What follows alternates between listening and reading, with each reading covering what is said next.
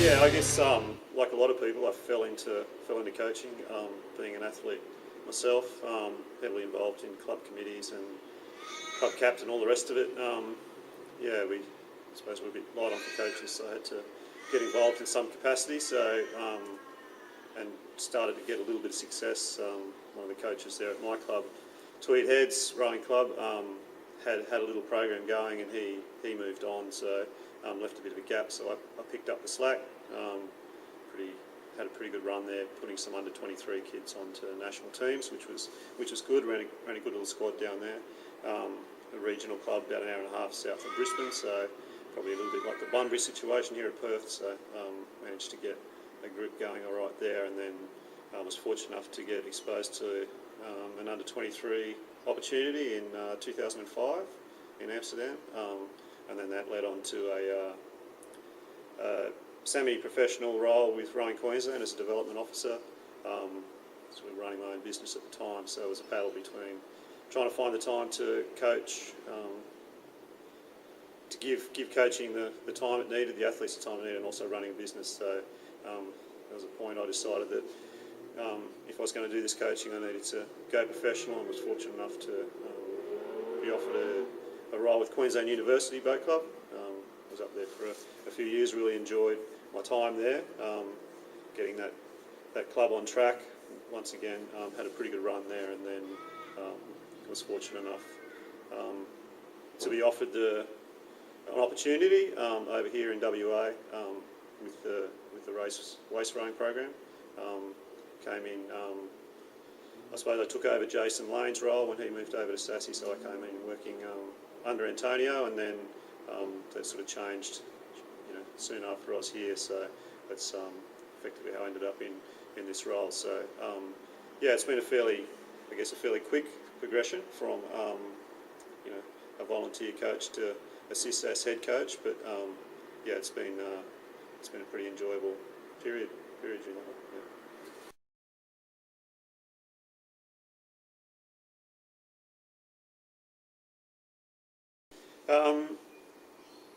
The thing I probably enjoy most about it is first of all, their interaction. Just enjoying watching young people develop and achieve their goals, and work with them to try and do that is probably the thing I like most about the coaching. And fortunately, over here in WA, we've got a good group of athletes in the program, so really, as I said, really enjoy the interaction and trying to get them to set a goal for themselves and help them work towards achieving that. So that's the key. Yeah.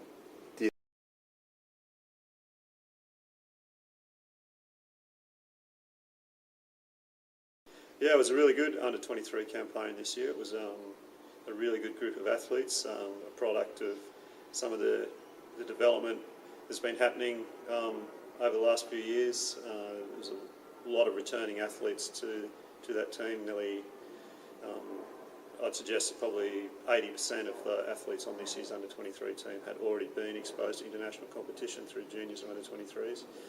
The coaching team was exceptionally strong. It was a good group of coaches. Probably one of the best ones that I've been involved with regards to their experience and their approach.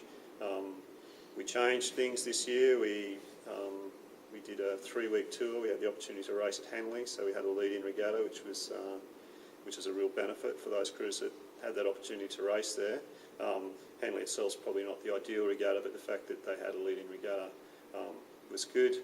The 3-week tour gave us a little bit more time. It was well set up with our training camp at Pangbourne and racing at Handley, so we had good exposure to our equipment, and so that side of it went well. We also ran a mid-campaign camp over in Canberra, which was a good fit because it brought the crews together early, gave us exposure to some racing mid-campaign. The championships themselves went well. There was a lot of success early on. We had a good vibe about how things were going to go. We knew the crews were going well, and the success bred a bit, I suppose, throughout the regatta. So a few of the athletes and coaches had already been to Track Eye, so we had a good idea of the venue, how it was going to operate, and as I said, the coaches worked well as a group, so we had it was a good campaign. It was definitely one of the more enjoyable trips that I've been on, and certainly one of the most successful under 23 trips.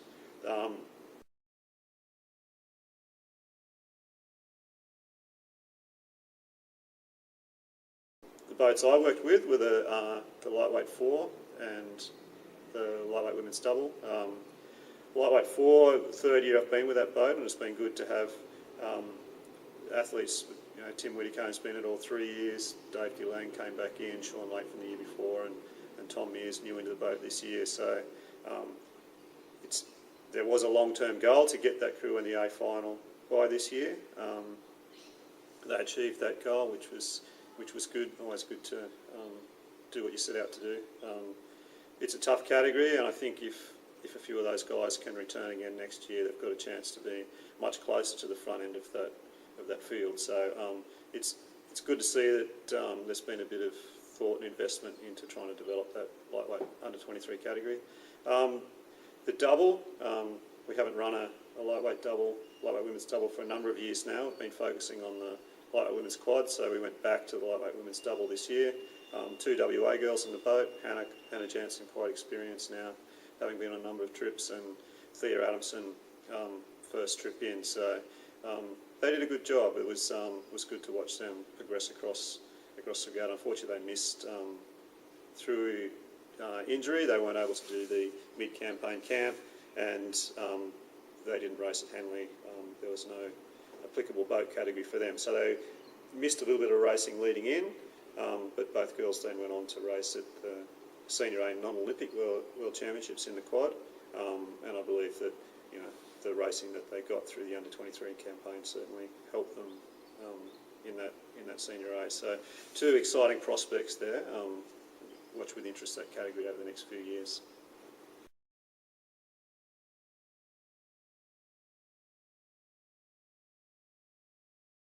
This year I was fortunate to be on a development tour to the London Olympic Games. There was 7 coaches from 7 different sports that had the opportunity to do that. That was an initiative of the AOC, the Australian Institute of Sport, Rowing Australia and WAIS all contributed to me attending that event. We did a lot of work pre-games. We attended some pre-games training sessions, spent time with coaches in the training environment before the games. Obviously you got to see a lot of competition venues, which from a rowing coach was excellent to see a wide range of sports. The way that we had with 7 coaches from 7 different sports, for example, when I was at the diving, I was able to sit with a diving coach and we're able to talk through and identify some of the issues around coaching, complexities of each sport, and how you deal with that as a coach, and then just general interaction between the coaches on a daily meetings, etc., was excellent. So, and then we were fortunate to catch up with a number of coaches post-competition, which was a good insight to the rawness of that immediacy of just having competed in a games competition, and they were quite open and frank and made themselves available to talk with us. So it was an excellent experience, one that I'd highly recommend if anyone ever gets the opportunity. I know that other countries are looking at that model as something they might introduce, but the key outcomes, I guess, were to expose coaches, potential coaches for 2016, but also coaches of athletes that are going to compete at 2016 or potentially going to compete at 2016 to that Olympic experience, so they're better prepared when the time came. But as I said, an excellent initiative through the AOC, AIS, Rowing Australia and WAIS.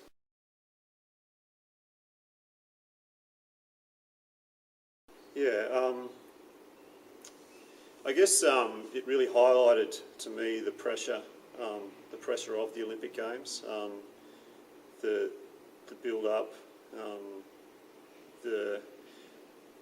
it's an extraordinary event. There's no doubt about that, and it exposed me. It's easy to say that it's just another regatta, or it's just another game, or it's just another race, but the reality is it's so much more than that. So to get a feeling of what it was like through talking to those coaches immediately post-competition was really reinforced to me just how prepared you need to be, how many times you need to have done those kind of performances preceding the event to pull it off on the day, and also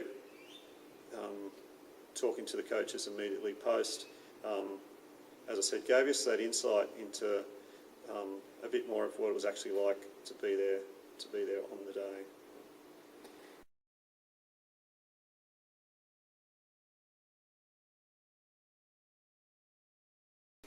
I think there's a combination of all those things. There's definitely media pressure. You're much more exposed. Everyone's watching. When normally they might not be. Family and friends are much more interested. I was fortunate enough to sit in the supporters grandstand at one of the rowing events one day, and as a coach you generally don't get to sit with the family and friends and the supporters, and just seeing the number of people there that were, they're not rowers themselves, but they've certainly got family, friends involved in the rowing, and the kind of level of support that's there. There's no doubt that pressure has to roll out across the athletes and coaches that are at the event. So that expectation of performance and trying to do a PB or your best performance, season's best, or general PB on the day. It's a big thing.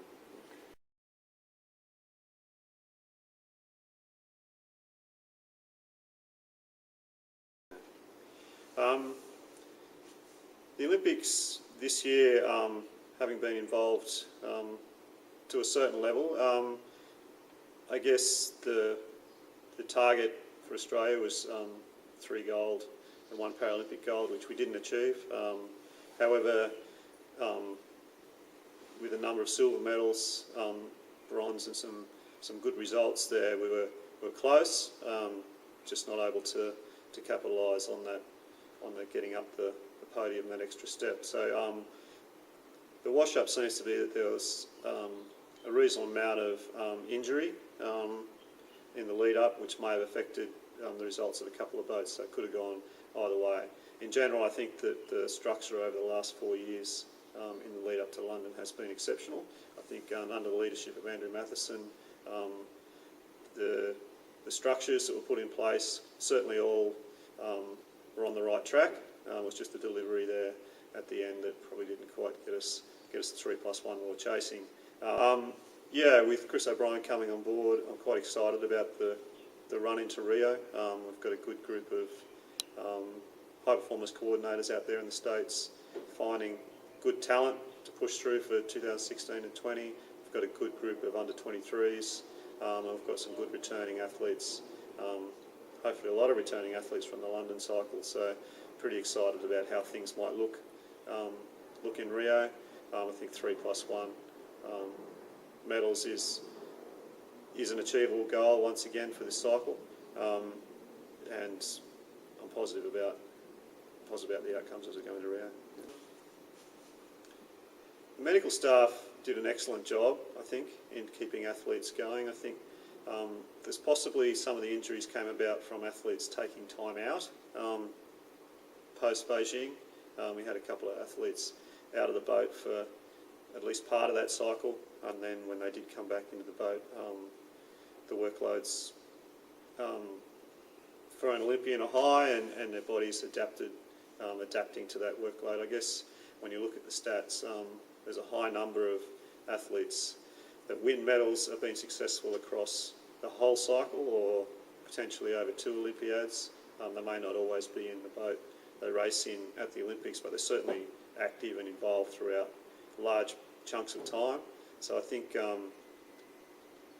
part of the injury and the medical staff will be able to give you more info on this, but I think part of the injuries may well have come from athletes taking time out as opposed to keeping going throughout the whole cycle. So hopefully we might have learned a bit from that, and athletes stay active and hopefully active at World Championship level in 2013.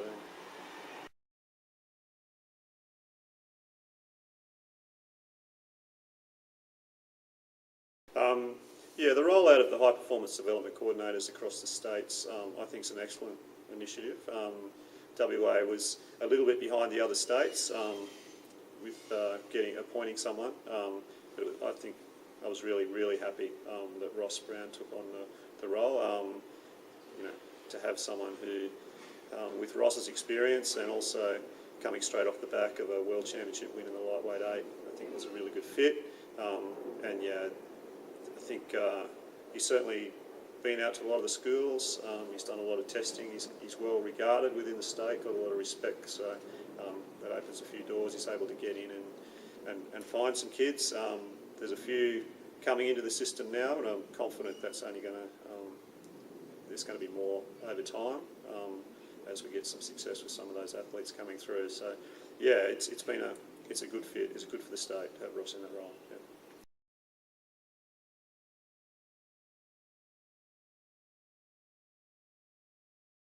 Yeah, certainly the shift that we've had over the London cycle to identify athletes with the long-term potential to podium at Olympic level, it's sort of slow to get started. I think the under-23 results this year were a good reflection on the early work that was done. A lot of those 2009 junior team, which is the first one that went by the new selection criteria for juniors, a lot of that 2009 team were actually there and winning medals. 2012, so that's I suppose that's the start of the flow. Identifying athletes with the long-term potential is an important part of the long-term strategy. I think it's also important that athletes that may not necessarily be as tall or whatever certainly also get those opportunities. So getting the mix right, I suppose, between outcomes of raw speed now and potential speed in the future, and balancing those two up is always going to be a tricky thing.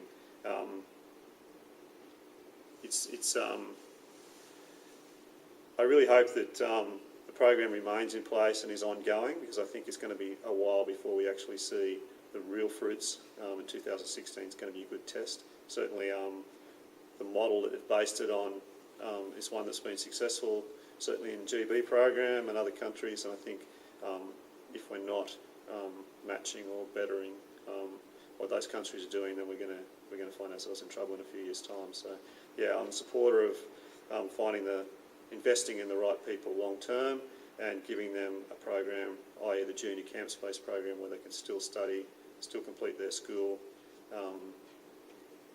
schoolwork, potentially still compete for their schools at the head of the river campaign, etc. Not taking them away from that.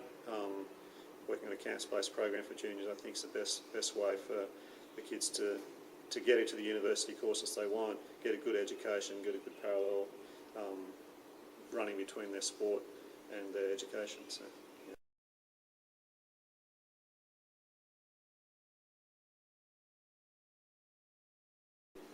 You know, the physiology of the athlete, the natural gift that they're given is a help, but certainly there must be a dogged determination, almost an obsession, I think, to achieve. They must really want to do it, and they must really enjoy the journey, I suppose, is probably a key thing too. So there's a lot goes into it.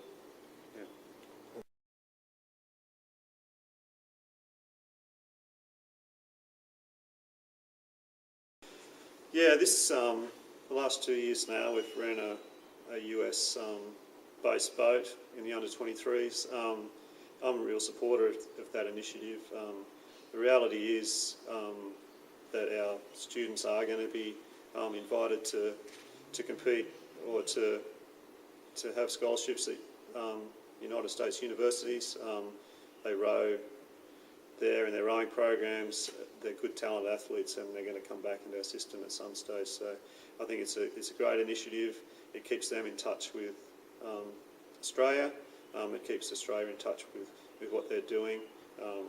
There's more and more athletes going over there. I can only see that program being expanded in the future. And for example, 2 WA athletes, Josh Hicks and Sam Collins, were two athletes that post that 2009 junior tour were picked up by US colleges, and they're shortly going to be in 2013. They will have graduated from the US college, and they're looking to return to Australia, and they're two guys that are very, very likely, amongst some others, to slip back into the national rowing scene.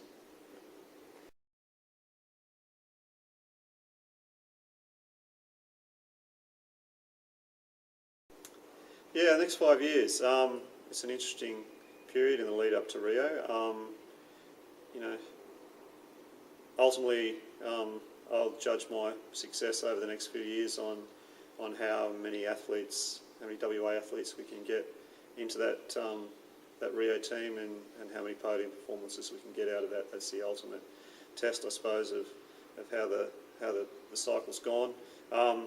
But also we've got to look towards 2020. I'm excited about, with the work Ross is doing, about what athletes will come in under the current group as we look towards 2020 performances as well. So it's a good, healthy scene here in WA. The club and school regatta program is there's plenty of entries, plenty of people out rowing. It's just a matter of trying to give the top end of that the opportunity, I guess, giving them every opportunity they can to be available for 2016 and 2020. So I see that as being my challenges and where I want to see things go from as we lead into that event. Yeah, certainly I've had most of my coaching has been with under 23 athletes, and I've been fortunate to have some exposure to the Senior A non-Olympic categories through the lightweight 8 over the last couple of years, which is an excellent experience. I think, like most coaches, we'd all like to coach at the highest possible level, and certainly I'm trying to lean on a few people to try and do what I can to get Olympic crew back over here in WA. I think it would be good for the state and good for certainly the support staff that work at the institute, and good for the state. So yeah, I'll keep pushing and push hard to keep a few of them at home throughout the whole cycle. Yeah. That's great.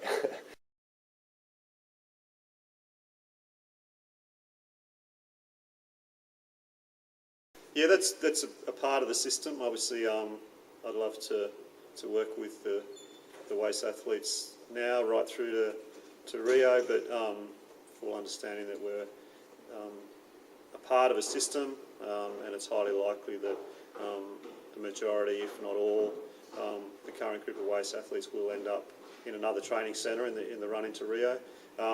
That's the role that WAIS currently sits within the system. Ultimately, I'd love to keep some WA athletes at home and do it all from here, but I guess by the size of Australia, just by the nature of the size of the country, the population base, really there's only going to be a few targeted Olympic boat centres, and that's where athletes will end up. As I said earlier, however, though, you've got the 2020 group coming in underneath, and that flow through goes on.